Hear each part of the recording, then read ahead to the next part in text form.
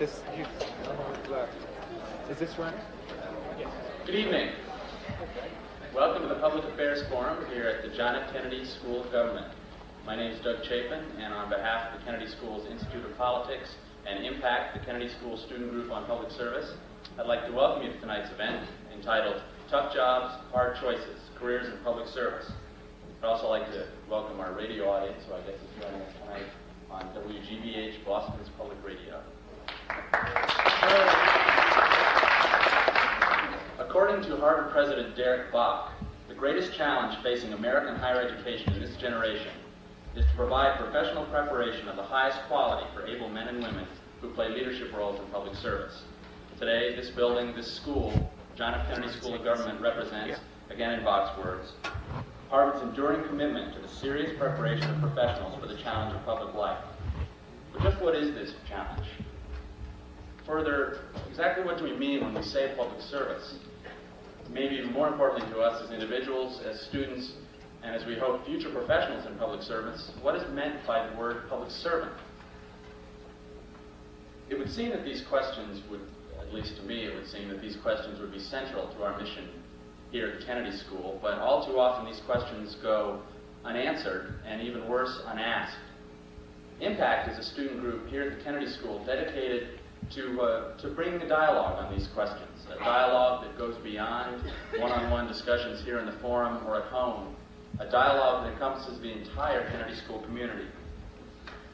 Tonight's event and the reception in the living room to follow mark the beginning of this process and represent the end result of months of hard work by two really exceptional individuals, co-founders of Impact, Tiffany Blumley and Milda Guanzon.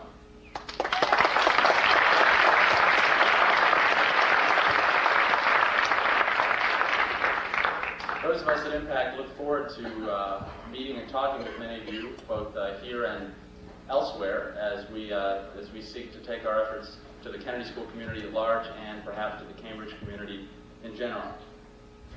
And now tonight's moderator. We're fortunate to have with us tonight a man whose knowledge of public service is the result of several varied experiences in and around the public sector.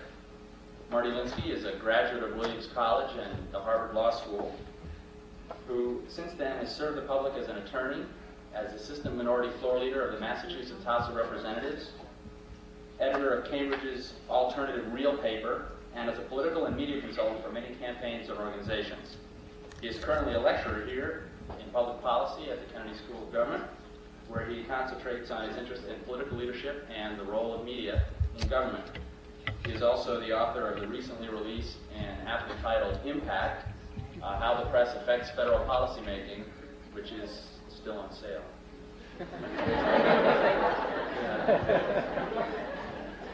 Ladies and gentlemen, tonight's moderator. Thank you.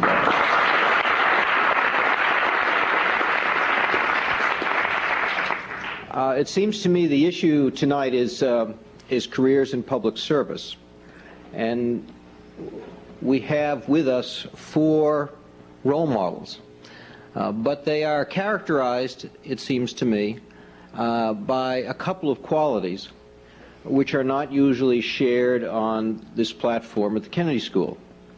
One of the qualities they share is that none of them is now on a public payroll.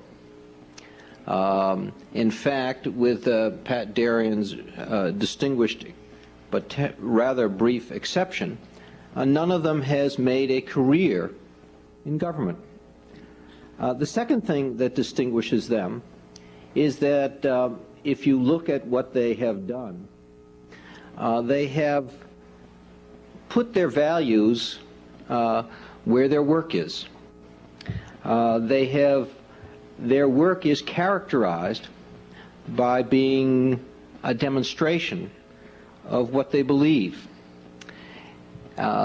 Willingness to test those ideals and those beliefs, not just in how they act in their private lives or in their lives as citizen activists, but in their professional lives. It suggests, at least to me, that there are lots of people in government, as well as out of government, about whom you cannot say the same. The assumption, I guess, that we're operating on tonight, and the one that we're trying to test, I think, by listening to these four distinguished people, is that the idea of public service has more to do with something that my colleague Wynne Knowlton called public spiritedness than it has to do with where you get your paycheck. Public service has something to do with how you look at yourself as distinguished from what you do. Brings to mind that old cliche about public service not being a matter of where you sit, but where you stand. I think, without putting too fine a point on it, one of New York's best kept secrets is tonight there'll be more homeless kids in that city's shelter system than the total number of homeless single men and women combined in shelters. That 4 out of 10 kids in New York City live below subsistence. 1 out of 4 kids in this country are living in homes where the mothers can't, both by definition of the federal government, pay rent and feed the kids. So I think that putting all sorts of careerism notions and ideological notions aside, I get the sense that once that kind of bad thing, and it is a bad thing, is something that we take the blinders off and look at, that probably there's going to be a response. There's a forced response. And maybe that's one thing that homelessness does in this country, is it does force some kind of response. And thinking about this, I suppose, I suggest there are probably 3 possible responses one can make. I studied Latin for too long, so all things are divided in 3 parts, and I may do that to you a bit here. All right, the response number 1, this may be the most popular response these days, is you're going to ignore it. We can walk past people on the streets pretty easily. It probably qualifies us for positions like president, but we could do that. Or, I suppose we could do a second option, which is maybe even more popular, which is to say we could feel bad about it. And from time to time, maybe once a year, hold hands and say, this is wrong. And maybe grow up and become rock stars. Or, we could do, and, I assume that this is called public service, so I suppose we're preaching to the converted to some extent tonight, as I almost always do. We can opt for the third choice, which would be to somehow weave some kind of commitment to making things less unfair into the fabric of our lives. And I'm really here, I guess, to note that, again, once that option, and I'm assuming most folks are going to choose that option, who bother to come here tonight instead of watching television or doing something, that then there are 3 options, too. These are folks who say, this is an important part of my life. Something has to be done. Option number 1, you can become a saint. And we need saints. We need Mother Teresa's, we need Mahatma Gandhi's. We desperately need those kind of saints to make this country a little better for all of us. But I really hate saints, so I'm not going to spend too much time going over the need. I'm not going to try to recruit any saints because I would never hire one. And folks who do work with saints know that those kind of organizations are filled with saints, plus the martyrs who work with the saints. Then option number 2, which is a legitimate option, is something I call sort of dilatance for justice. And I don't mean that in a pejorative way.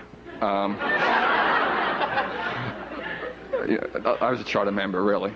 And I'm serious.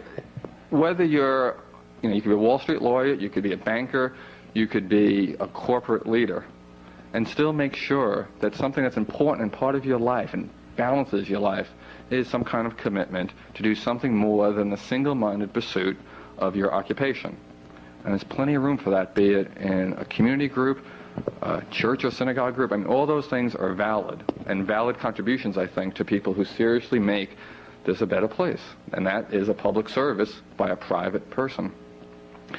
Lastly, and maybe one which I suppose might have the most sound the most responsive chord here, would be folks who are able to not be saints, but to be more than dilettantes and can just balance their lives with a central purpose of one kind or another to make things work better.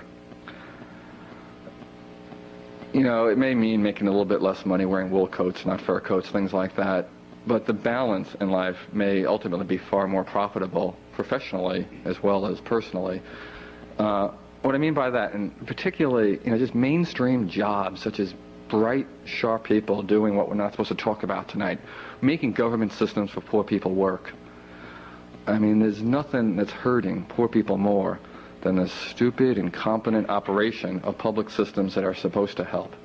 And to have the kind of best and brightest recognize that as a valid purpose of their energies is something that seems to me one of the, if not the most valuable asset.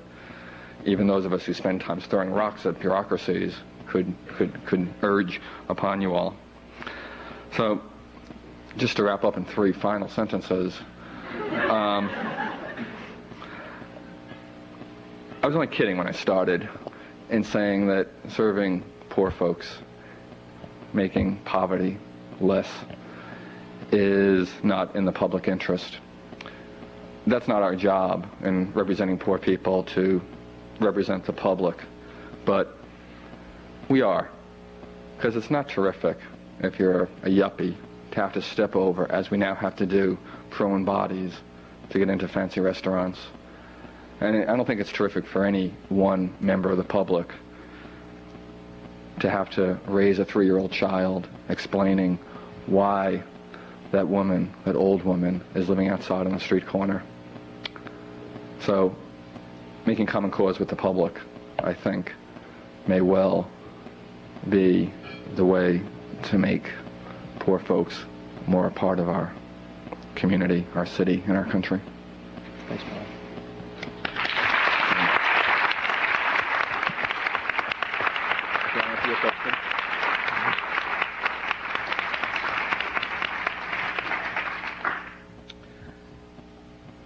Cal Thomas spent 20 years in journalism, on the broadcast side of journalism, with NBC Radio and later with television, NBC Nightly News and the Today Show.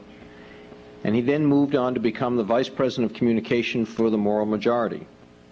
He's an author, several books. He is currently a syndicated columnist, syndicated by the Los Angeles Times Syndicate, and frequently in that capacity his columns appear on the op-ed page of the Boston Globe. Cal, Bob said when we're talking about making things fair, religion, ideology, politics, and parties are not that important. Maybe something for you to think about. Well, during my now 5 trips to Harvard, I've had a number of opportunities to do a lot of thinking about a lot of things, and I very much appreciate Bob's presentation. I think it is easy in the television age in which we live to overlook things that really matter, and to be reminded through some of the sensitivity that Bob has demonstrated with his life and with his words tonight, that there are things that matter more than some of the images we see on TV or some of the full-page ads in the magazines. And he certainly caused me to think again about a very serious problem in our culture today. I want to suggest during my less than 10 minutes that I timed it, that in a very real sense, the idea of public service is redemptive. And at the same time, it is no longer something that one sees affirmed in a society that so desperately needs it. The definition of redemption is this: to buy back, repurchase, to free from what distresses or harms, to help free from captivity by payment of ransom, to extricate from or help to overcome something detrimental, to repair or restore, and in the highest sense, to free from the consequences of sin. To serve the public or to serve a cause higher than oneself not only affects the culture, but it also has an effect on the one who is serving. In my own case, it helped to fuse the political and spiritual elements in my life while at the same time allowing me to see the dark side of the force, a side I might not have seen had I not been in the eye of the hurricane. This allowed me to witness up close the good, the bad, and even the ugly, and to hopefully use that which is good, oppose that which is bad, and to do all that I could to turn ugliness into beauty.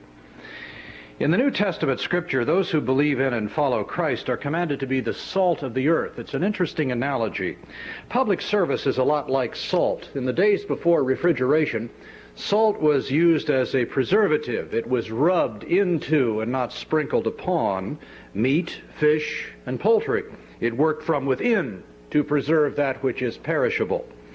In this analogy, our nation, our world is perishable, and those of us who have been called to serve in this way see ourselves very often as a type of salt who act from within to preserve those things which we regard as perishable, and which indeed would perish, we believe, were it not for the commitment and involvement of people committed to some form of public service.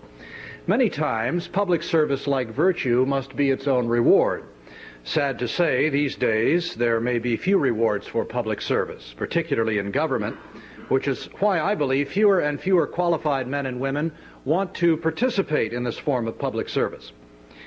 As a Christian, I am accountable for the life that has been loaned to me, and this recognition that my life is not really my own, but that it has been bought and paid for by someone else, makes me want to serve my fellow men and women. In fact, I am commanded to do so. This form of service takes me out of myself, and, it is to be hoped, makes me a more sensitive, caring, and complete human being. I am not looking out for number one, primarily, to borrow the title of Robert Ringer's bestseller from a decade ago.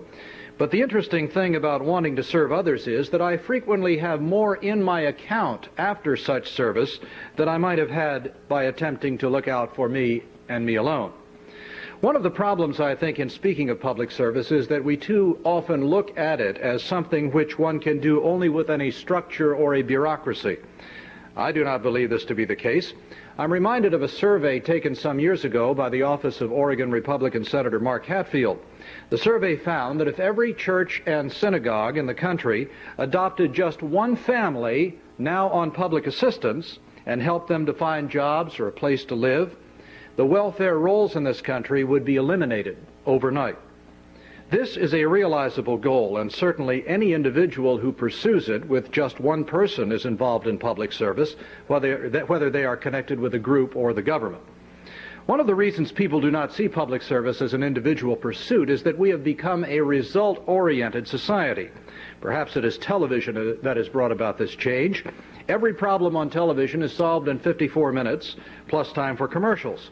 We all know that life is not like that, and many turn a blind eye toward the problems of our age because they cannot see that what difference their one vote, or one voice, or $1, or 1 minute, or 1 day will make. And so they do nothing and become part of the problem instead of part of the solution. The late Bishop Fulton Sheen, the original great communicator, once said in my hearing that there is no freedom given without an accompanying responsibility. I think that is the biggest threat to our country today, and what keeps more people from considering public service in all its aspects, from the personal to the corporate. Many of us have overdosed on our freedoms and rights and ignored our responsibilities for more than 20 years. Is it any wonder that we have become shallow and that some of the social problems that frustrate us have become worse, not better? And government, which was never supposed to handle these problems exclusively, has become bloated, impersonal, and some would say impotent. I have a rather radical proposal, and what would you expect from someone with my background, which I think might stimulate and renew interest in public service in our country while simultaneously solving some of our most pressing social problems. My proposal is that the federal government conduct a demographic survey of where the poor and the homeless are located in this country, while at the same time locating all of those churches and synagogues Senator Hatfield's office is concerned about. These religious bodies, of course, are tax exempt. Now, there is no precedence in the Bible, no command from God, that the government should provide tax exemptions for religious institutions. In fact, you may recall that Jesus' mother and stepfather were on their way to Bethlehem to pay their taxes the night he was born. Got to get a little theology there. Governments provide tax exemptions largely for one reason, because it encourages people and institutions to perform good works which the government cannot or should not perform. Many religious bodies are already performing wonderful public service in this area. One thinks especially of the Salvation Army and the United Jewish Appeal, among others. But many others are doing nothing. When New York Mayor Ed Koch appealed to the synagogues and churches of his city to help out with the homeless, the response was meager at best. So my proposal is this. If a church or synagogue, whose members, after all, have been commanded to care for the poor, are not doing so, let them be assigned some poor people in their region. If they refuse to help, a portion of their tax exemption should be taken away, and the taxes they would now pay on their income or property or both would be given to those neighborhood churches and synagogues that are caring for the poor. One would hope that an appeal for these institutions to do what they should have been doing all along would be enough, just as one would hope that people who contribute to churches and synagogues do so for higher purposes than tax deductions. But in the event it is not, let the government cease subsidizing their refusal to perform public service through tax exemptions. I would personally enjoy listening to the testimony before congressional committees from religious groups that think they have a divine right to tax exemption. During the Vietnam War, there were opportunities for conscientious objectors to participate in nonviolent forms of public service. Prior to that, of course, John Kennedy's Peace Corps provided the most visible and public form of service to one's country outside of wartime. But the attractiveness of public service is not in its visibility. It is rather the call to service which illuminates a life, and the glow from that light can truly light the world. In a culture drowning in BMWs, two-income households, expensive clothes, and exotic Club Med vacations, is there room for others and for other concerns? In one of my favorite musicals, The Fantastics, there is a marvelous song called Try to Remember. One of the most poignant lines in that song is, "Deep in December, it's nice to remember. Without a hurt, the heart is hollow." There are many hollow hearts in America these days because we have tried to fill them with things that do not satisfy. Such sentiments as "the last shall be first and the first shall be last," "when I am weak, then I am strong," "my strength is made perfect in weakness," "the meek shall inherit the earth," and "he who would be great among you, let him first become a servant," are not popular sentiments in our contemporary culture. Come to think of it, they weren't too popular when they were first uttered. Yet we know, I know from my own experience, that my heart is a little fuller, a little less hollow, because I try to remember other people and other causes than my own.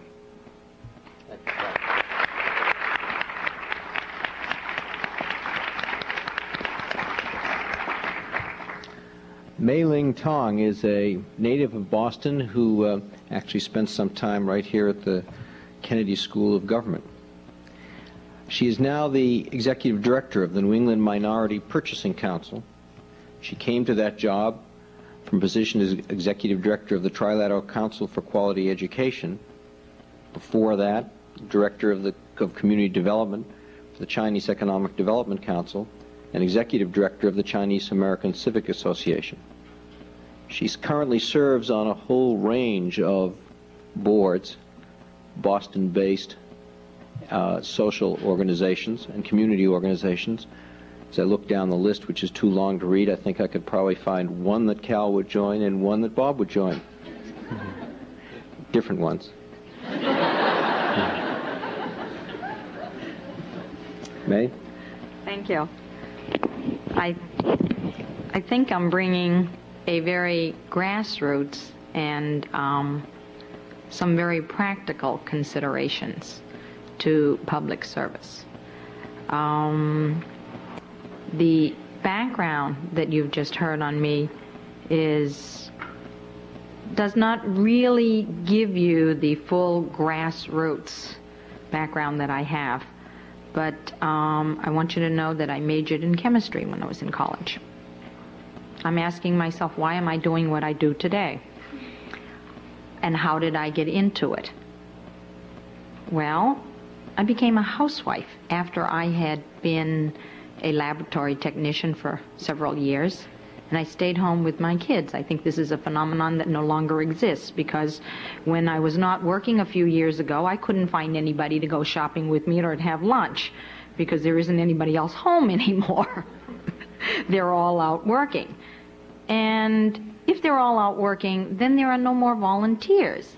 That's how I started. My husband took on some volunteer work in the Chinese community and used to bring it home for me to do. At that point, I decided that I would pick what I would like to do. So I started doing some volunteer work. Never written a proposal before, but I learned how, trial and error, have everybody cut it up for me and all that and tell me I didn't know what I was doing. But after a while, you learn. And because I was an Asian, and because the Chinese community had not had much exposure in the general community, there were many opportunities to be invited. And is it an honor to serve on all these boards? It's work. It's a lot of work and a lot of time. You don't get paid for it, and nobody thanks you. And sometimes people come and tell you that they don't like what you're doing, and you have to take that too. But that can be a pretty heady experience in the city of Boston, because you get to sit on boards with all kinds of corporate folks, all kinds of politicians. Doing the social service programs that I did, you get to meet all of these kinds of folks, and it can be very interesting, and you learn a great deal, and you begin to really understand what's going on. How did I get involved?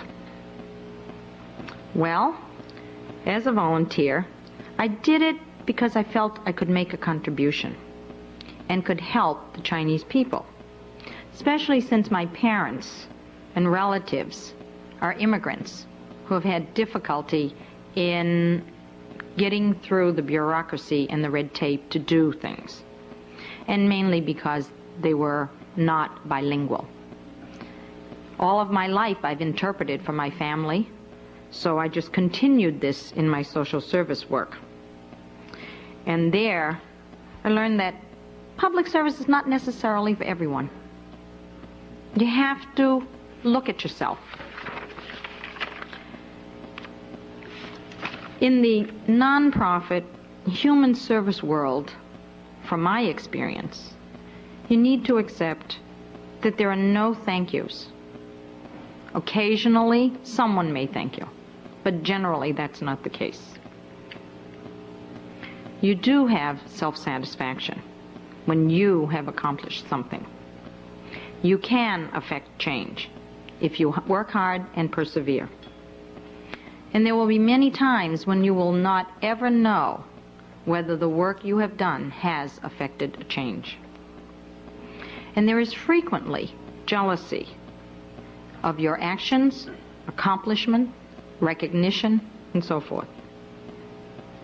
And you need to recognize there will be many, many people in public service who use it and use the issues for their own personal gains. I see it often, and I am disappointed, and I lose respect for that individual. You have to enjoy working with people, all kinds of people, with a variety of perspectives and agenda. You must be flexible, and you must be willing to give a lot of time. Is there really a difference between public service and what the private sector does? There is a perception. The private sector addresses a material or service need. Public sector generally uses taxes or contributions from the private sector to address human service needs. In the nonprofit image of volunteers, there is that of being less than a professional. That is not true. Today, volunteers can no longer enter the nonprofit world by being a volunteer and taking on a professional position. They need to be experienced, they need certain skills, they need the education. So it's very difficult to enter that world today, as I did as a volunteer. Today's nonprofit workers and administrators are fairly well experienced and educated individuals. We can trace their track records and see substantial accomplishments. There are always the lazy, the corrupt, that do not help enhance the professional image. And that happens in everything we do.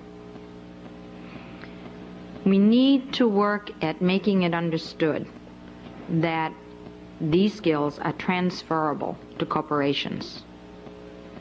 Corporate culture can be understood, especially by some of the people that I work with that have as much experience as I do, looking at so many different corporations. They do appear, however, to have a lot of constraints and are very bureaucratic, very similar to government agencies. Smaller nonprofits have more freedom. Salaries have become more competitive, too. Where do corporations stand on public service? They see a value to making donations from profits, even though they may be tax write-offs. They've created foundations. They have full-time community relations staffs. The senior people, primarily the CEOs, do a lot of community service work.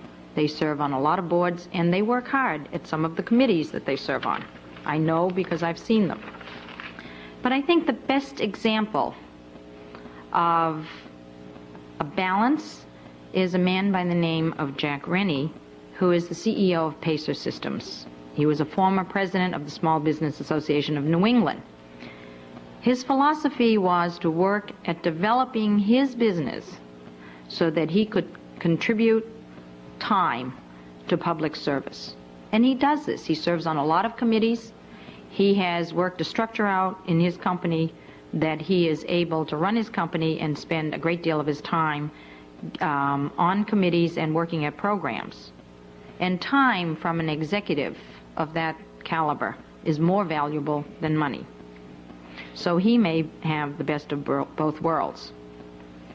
Some of the trade-offs that you have to consider in public service: money, prestige and status, self-satisfaction. But mainly, do you enjoy the job? Will you enjoy going to work every day? I do. And I feel that I'm making a contribution. So in order for you to make that decision, you need to understand who you are and what you are going to do and what will make you happy. And the main thing is to enjoy it. Thank you.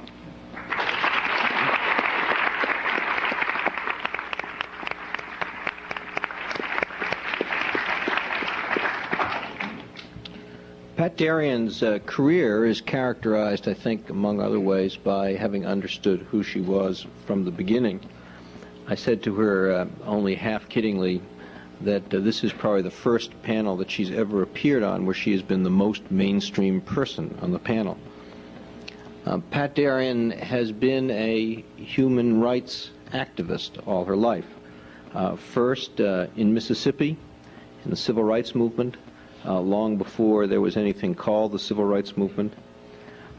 Then on the local and statewide level in the Democratic Party, at a time when the Democratic Party began to be struggling for its identity in the South. And then in 1977, as the first Assistant Secretary of State for Human Rights and Humanitarian Affairs, appointed by President Carter. Pat? I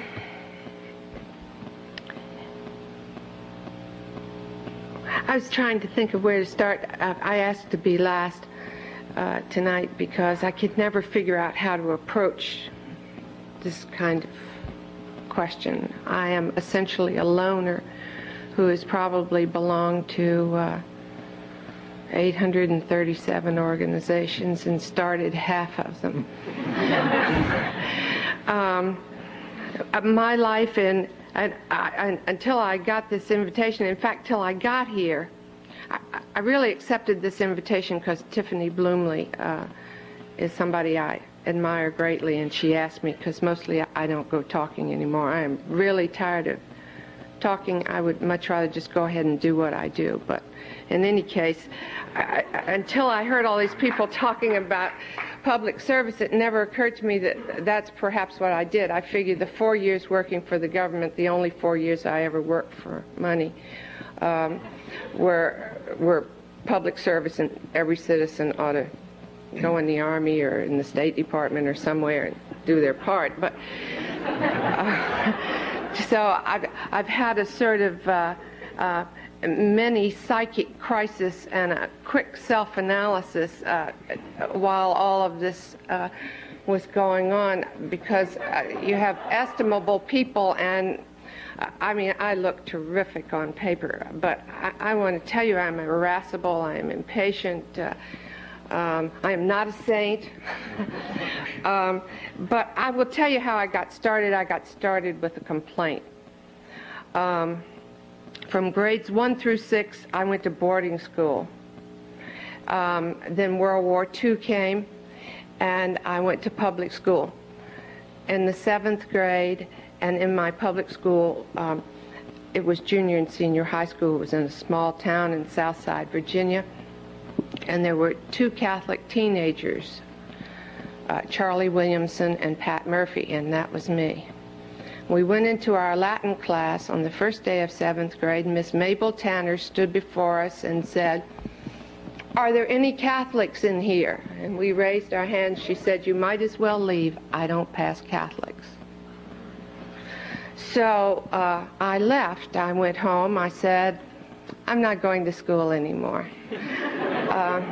I came from an enormous family which had 1 Catholic in it, my father, and the other 4,000 were Baptists. They did not like their little sport to be abused and mistreated, so there were lots of discussions between the school and the family, and the school invited me to come back and apologized. And then that's when I realized that you could be polite and be stubborn. And so I didn't stamp my foot or anything. I just said, "No, thank you, I don't want to go back," which made it hard on everybody. And I don't say that as virtues, but I want you to know my character, which is hard to deal with.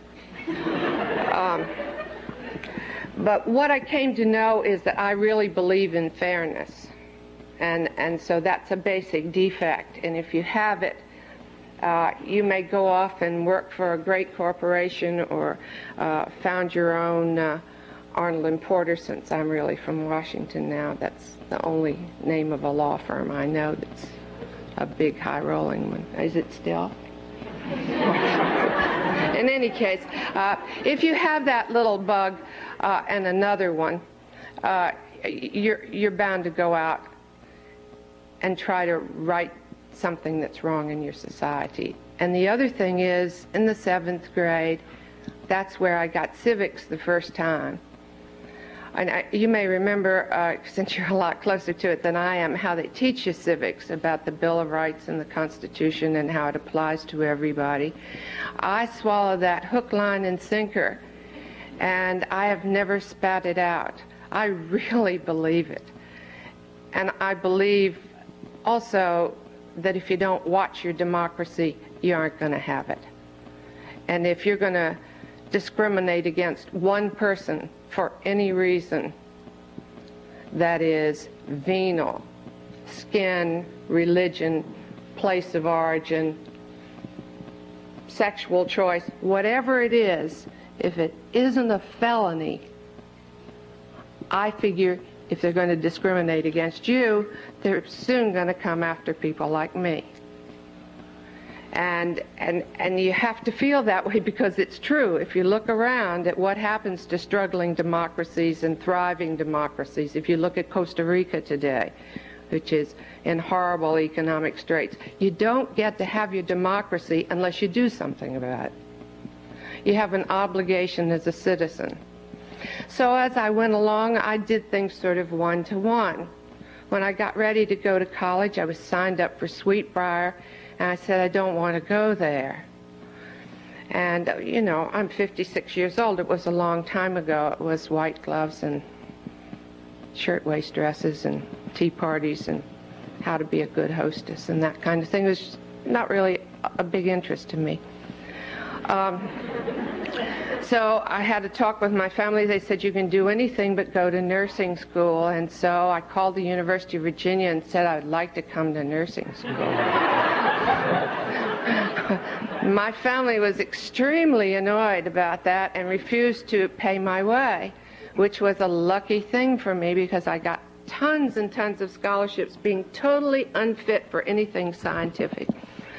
They took me because it was sort of odd. I also dropped out of high school and hadn't finished high school, and it was, you know, kind of a problem for everybody. But I went through in grand style because I had more money than I would ever have had if a whole lot of them had kicked in.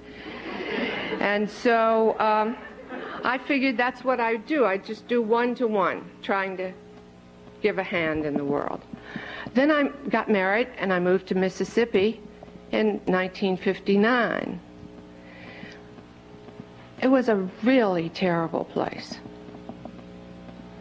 If you were black, you couldn't vote. If you were black and you were abused by the police, you had no redress.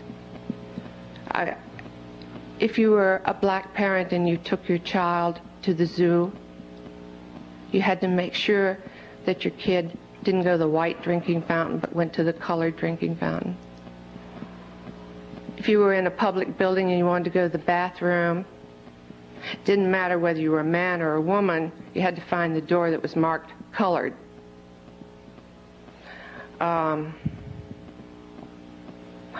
It was a big surprise, and the place I came from, Danville, Virginia, could have moved to Mississippi in the middle of the night and never know it had gone anywhere.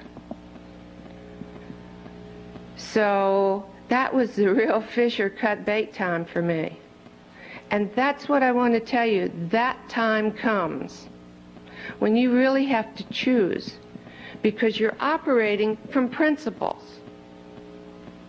And in this time, at the ages that you are, and it is a varied age group, you have to start figuring out, what is it I really believe? What is it I care about? Because you have an obligation to those principles. As it happened, a lot of people know my name. I find that nice because I like talking to people, but I'll tell you the truth, it doesn't mean a thing.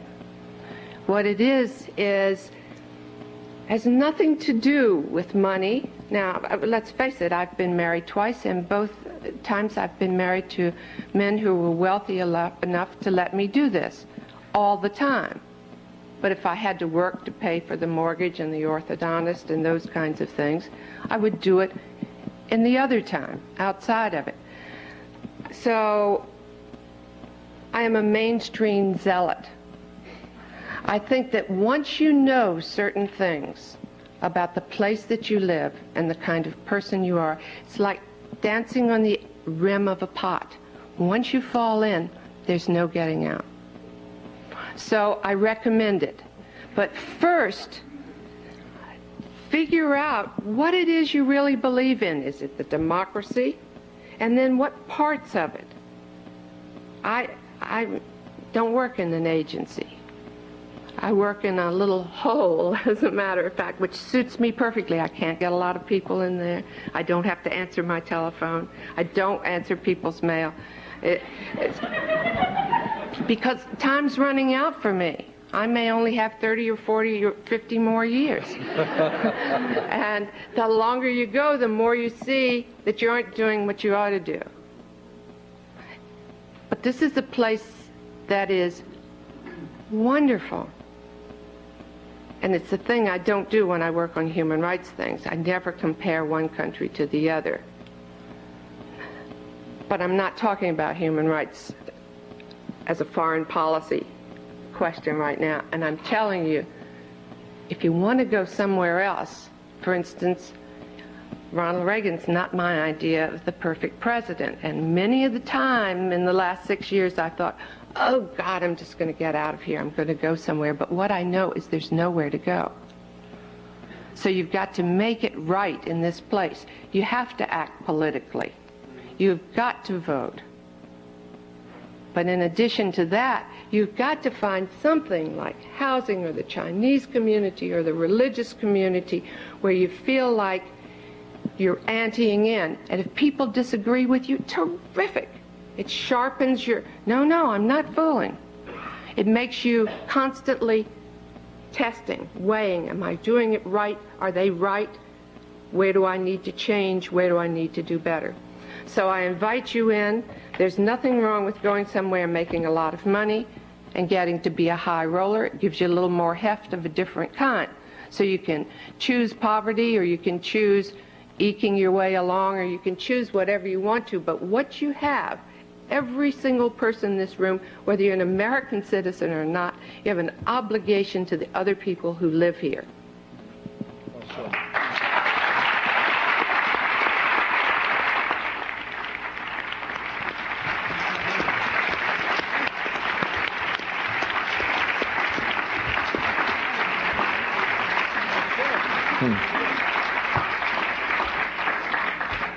Thank you, Pat. If we had rehearsed this better, then we could have titled this evening Dilatance for Justice or Mainstream Zealots, the choice is yours. Because I think that really captures very much of the themes here.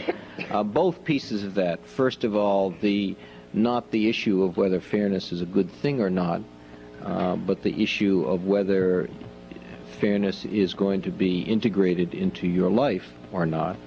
And second, one theme that seemed to me all four of the panelists echoed was that it has to start from inside yourself. Each of the panelists seems to me, in my hearing, to have gotten their message from their own values and from understanding where their values come from and what they are. We'd like to turn this discussion over to you and to invite you to ask questions or to make observations or to share experiences as the panelists have shared theirs. Please.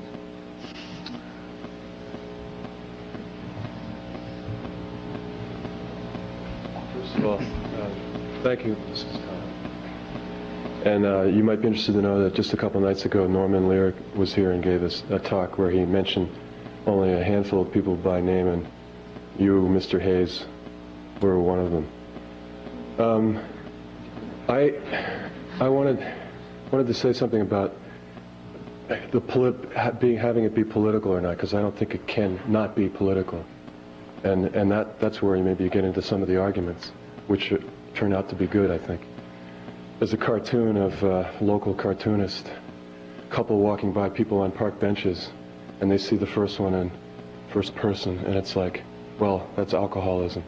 Then they come to the next one. Well, why is that? Well, that's got kicked out of the mental institutions. Then they come to another one. Well, what about that one? And the person says, I don't know. And the person has a newspaper over them, the headlines of which are wages fall, rents soar. And I think you can't really talk about it without getting into some of the guts of what's going on and trying to tackle political questions of structural change in the country, dealing with questions of wages, employee rights, people being protected in the workplace so they can have the money to go out and be able to afford a place to live, and where you have housing opportunities for people, where you don't have to, I mean, everybody who lives in Cambridge knows what that's all about. So I would appreciate it if some of the speakers could address some specific political, programmatic aspects of the issues that people have been talking about.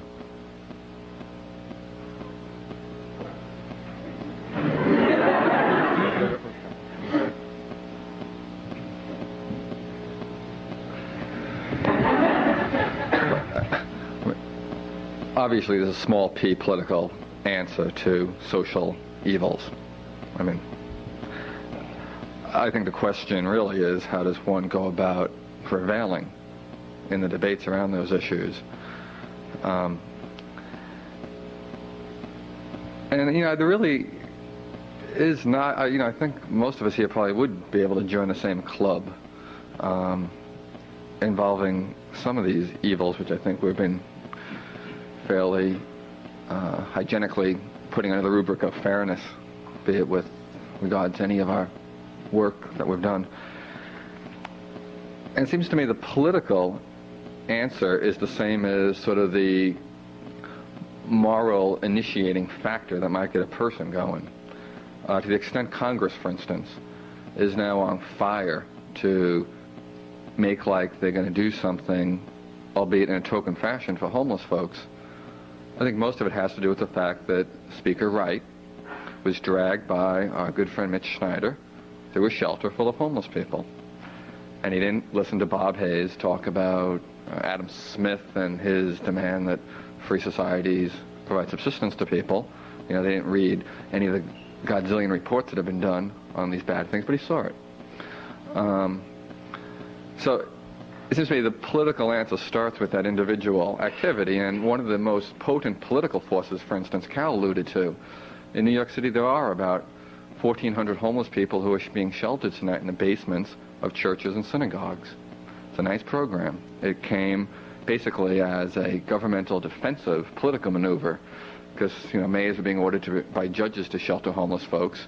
Mayors heard presidents say, let's have churches do it so we don't have to do it. And actually, some churches did it. But suddenly, those folks who spend the whole night sitting up with 10 homeless people in the basement of their church are understanding that they're all not crazy drunkards and ne'er-do-wells, but that folks have been squeezed out by some of those structural dysfunctions of our society. So suddenly, you have that church, men and women, going to Congress and saying, hey, there used to be housing programs that Republicans and Democrats supported in this country, and some of them actually worked, and some of them were actually efficiently administered by graduates of this school. And suddenly there is a real bipartisan, non-ideological coalition forming.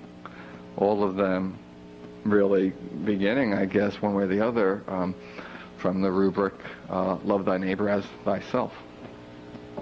Let me pick up on that, because I think that there is a synapse here between, between that point where compassion is kindled in the heart as these people sit in the basements of their churches and synagogues and see that not all of these people are drunks or mental cases. But then instead of taking the second step of taking these people on as projects of their own and perhaps taking them into their own homes, they do very often the easy thing and turn once again to government as a first resource instead of a last resort. Government as an institution is not as capable of compassion and depth of feeling as the individual who is meeting one-on-one in the basement. I can be compassionate all day with your checkbook, as long as the balance holds out and I write checks for other people. But this is just as dangerous as some of my conservative brethren who want to paint with a broad brush all of the homeless as ne'er-do-wells, non-workers, derelicts, or whatever. So I think those who have done that, the 1,400 in New York, and I don't know what the total is of either churches or synagogues or the homeless, you probably have a better figure on that, Bob, need to be encouraged that at that point where their consciousnesses have been raised, they need to go the extra step and solve the problems themselves, as John Kennedy said in his inaugural address. Here on earth, God's work must truly be our own, not the government's. Not ask what your government can do for you. but ask what you can do for your government. If I can just in one sentence respond to that, even if it's a compound sentence. Or compound complex. Nobody in their right mind is going to argue that government can do things well, and government response to people in need is the response of first choice. My trouble as a hard-nosed pragmatist is that you hear this unbelievably starry-eyed idealism about how churches should do it and the private sector should do it, and we hear it and hear and hear, and we cut the heart out of society's governmental programs of supports for these folks, and people are dying out there. So as a pragmatic matter, that idealism is admirable. But the fact is, we can't wait. And maybe there's some kind of common cause that can be made that says, okay, we're going to do something to save folks' lives tonight, even if it takes that horrible institution of government to do it, without having that government intervention delay the day when people of God act like they're supposed to act. That's the problem, I think. What do you think of my idea of tax exemption, taking a look at that? Do you think that would force people into, if not compassion, then at least operating on their presuppositions? I'll refer to, since I've said more than a compound sentence, counsel on the First Amendment problems with that, but I'll pursue it, sure. First Amendment problem? How so?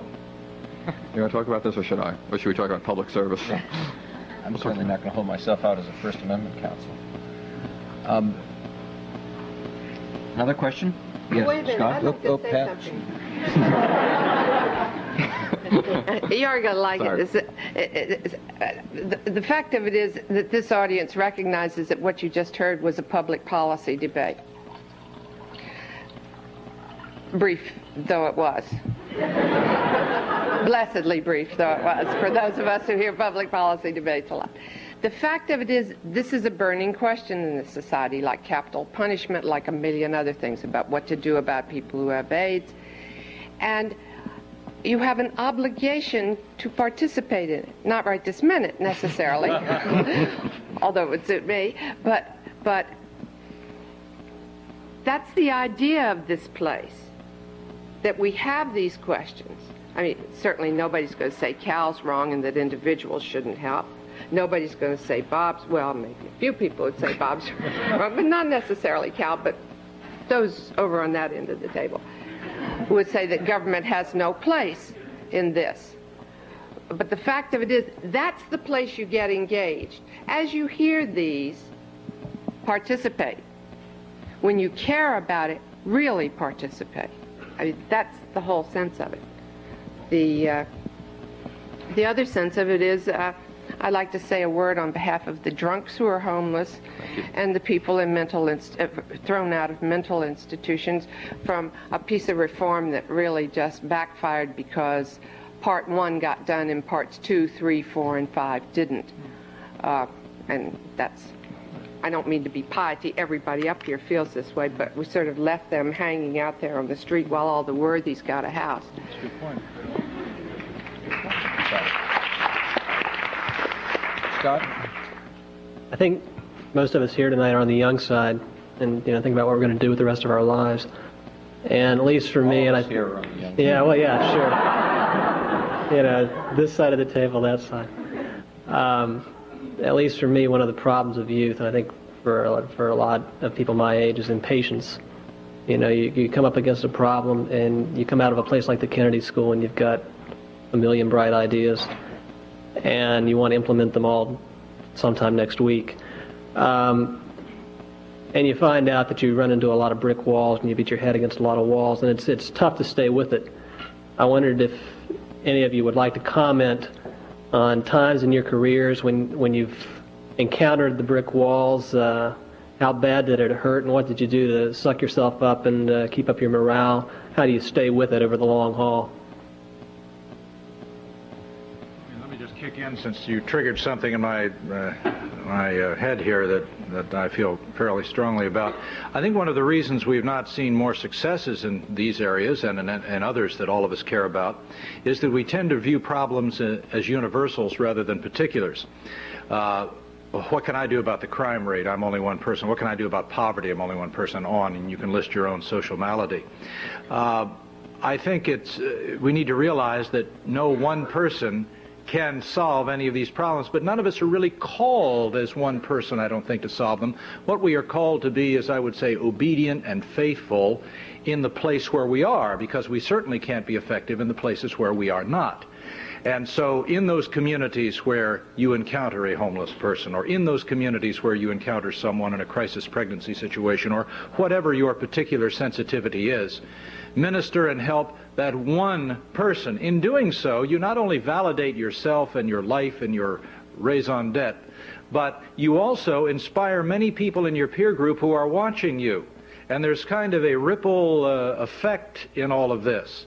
I have encountered numerous people who always use the excuse for non-involvement, I'm only one person, what can I do? Well, in the last election, there were a whole bunch of races decided by as few as 100 or fewer votes. I think there's one race in Illinois or Indiana that was 65 or 66 votes was the difference. And people who say, I only have one vote, well, it makes a difference. And even if it doesn't, we shouldn't participate, it seems to me, based on how successful we're going to be. That's for stockbrokers and people like that. If I invest, will I make a profit? Our lives, if we're concerned about serving others and serving the public, ought to be, we get involved because it's right. And whether it makes a difference in the big picture or not is irrelevant. All that is relevant is that if I care and if I'm committed, I do it and leave the results to history.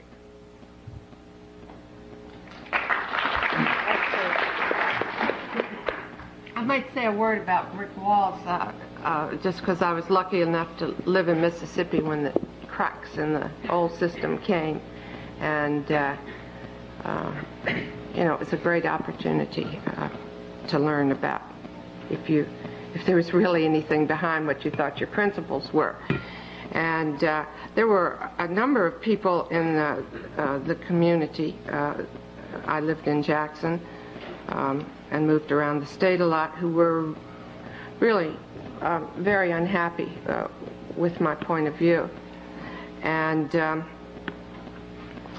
it's really interesting, because if someone had asked me before any of that happened what I would do under certain circumstances, I think I would have said something entirely different from what happened. But I had 3 very small children, and people started calling up on the telephone saying that if I didn't stop doing what I was doing, they would kill my children.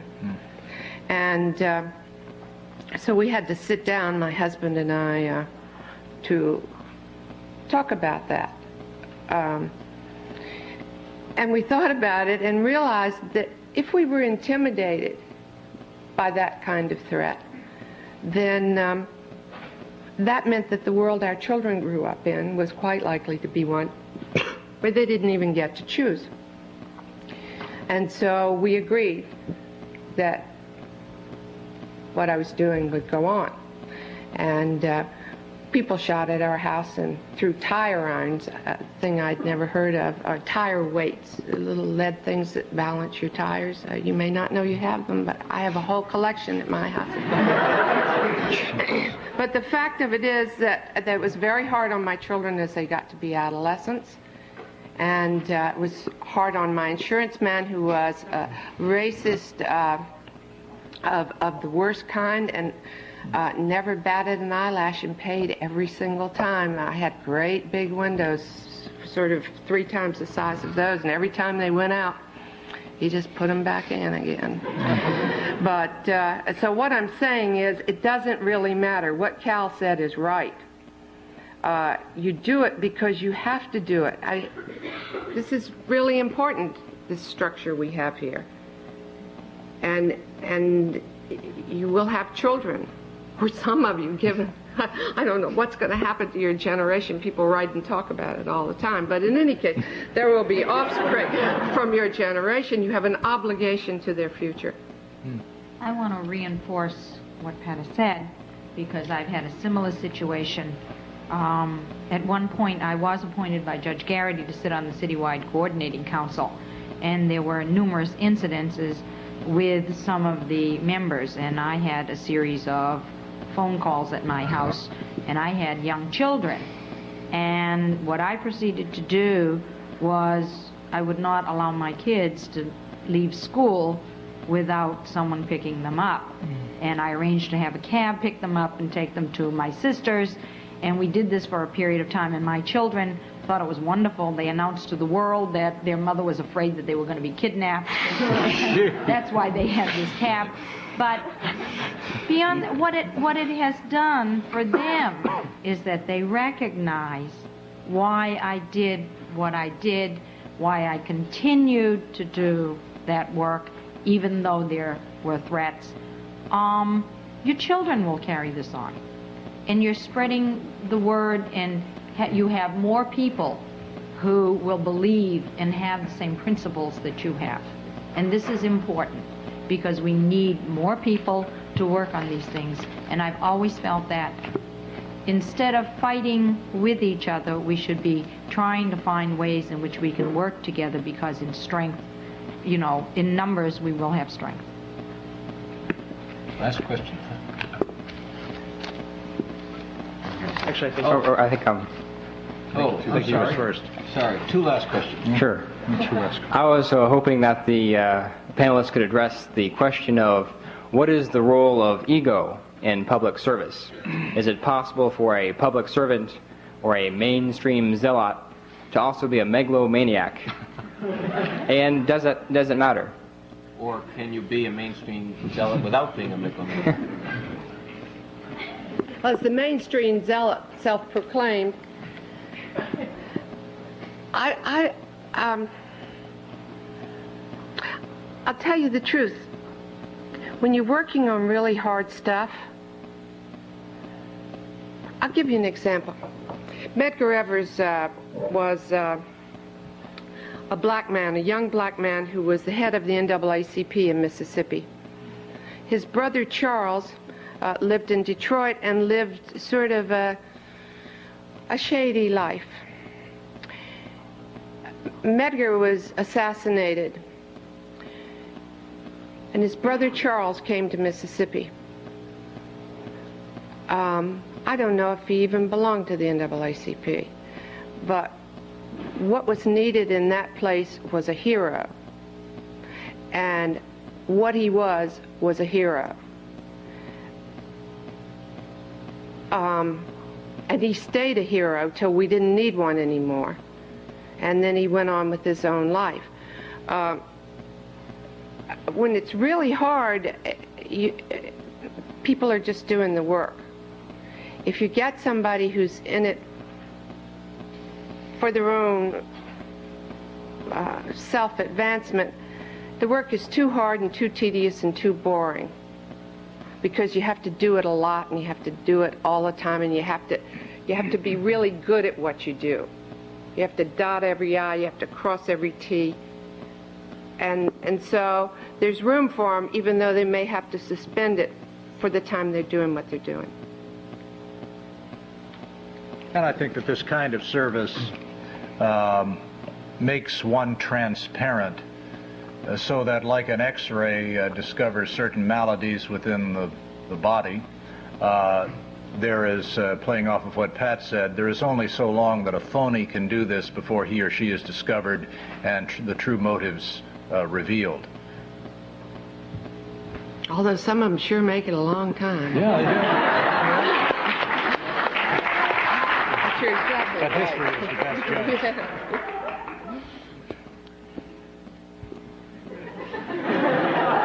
I think we ought to take this act on the road. Yeah. My sense is we probably don't have a complete monopoly on sanctimony on this side of the table, but it's often a good cartel.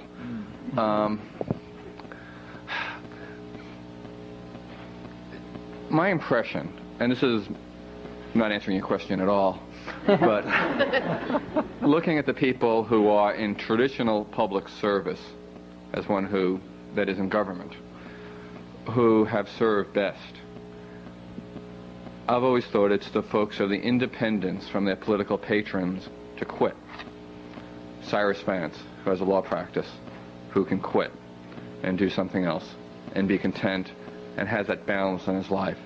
And I suspect that the lesson there, which I see in government service, is probably just as transferable to folks who are outside of government, either throwing rocks at it or bolstering it or trying to change policy. And there probably comes a point when we need a cause more than a cause needs us. And I don't know. I'm not sure if I'm in for a long haul. And I hope to God that I recognize the point when I need it more than it needs me, and know that I should go back and represent some nondescript client or go fishing instead. Because, Pat, you're absolutely right. There's an awful lot of deadwood who are keeping things from happening from sort of this side of the table.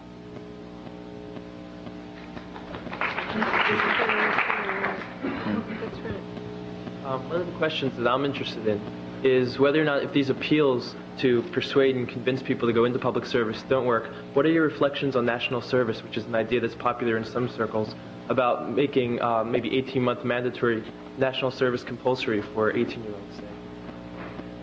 Sounds terrific to me. It always surprises people when I say so, but I really think you got to ante in. If you're willing to pay taxes, it seems to me the least you could do is get into the system some way. And I mean, you look at the National Security Council and a bunch of military people, where not one person leaked. All those years they're doing that stuff. Nobody came forward. The more insular an institution is, the more self-propagating, the fewer people from outside come in. We ought to have civilians in doing service everywhere all the time, blowing the whistle, screwing things up. I want to tell you something. The bureaucracy we have is full of really able people. They are the memory of our country. They know how things work. They are irreplaceable, but what they need is the grease of people going in and out. I'm for it, all the way across the line. I don't think you have to be 18. You can draft 56-year-old women, as far as I'm concerned. But at some point, everybody ought to be obliged to ante in. Cal? Charlie? Mary? There are a number of high schools, public high schools around the country that require community service credits of the students, and I do believe that some of those programs are very successful, and we probably have some of those graduates entering public service because of that experience. I think that's a better way to go. I really do. There's a current Time magazine has a piece on enlisting with Uncle Sam. Is America ready for a national service program? You may want to read it. It's on page 30, and they discuss the pros and the cons of it, and that sort of thing. But it seems to me, I don't know, it seems to me that compassion is better generated from within than without. And while some kind of mandatory service, which used to be exclusively military, except for those who are going to college or in the clergy or could forfeit it or in some other ways get an exclusion or have the contacts, I think that I think that can tend to make people more cynical if your goal is to sensitize them so that it might not just be 18 months and out, whew, I'm over that, I don't have to do that again, like I felt about my Army service. But you want to expose them in such a way that you will germinate the highest possible motive within them so that they don't leave it behind when they get out of the formalized obligation, and that they are sensitive to people with needs all their lives. I think the suggestion of making some credits mandatory as part of a school curriculum is a far more positive way of doing it, because you got to go to school anyway, at least up until the age of 17 or whatever in most states. And to do this would be a far more positive way of exposing people to some of these things that would hopefully have a long-term effects. Say 3 last words. Good night, Irene. No, thank you. No, thank you.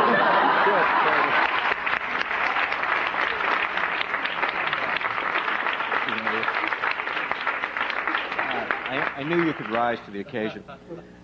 Thank you all very much. And it seems to me that to the extent that possible, we did create an opportunity to share some experiences and share some ideas. And I think we owe a debt of gratitude not only to the people who organized this evening, but to our 4 guests who are willing to share some of themselves with us. Thank you.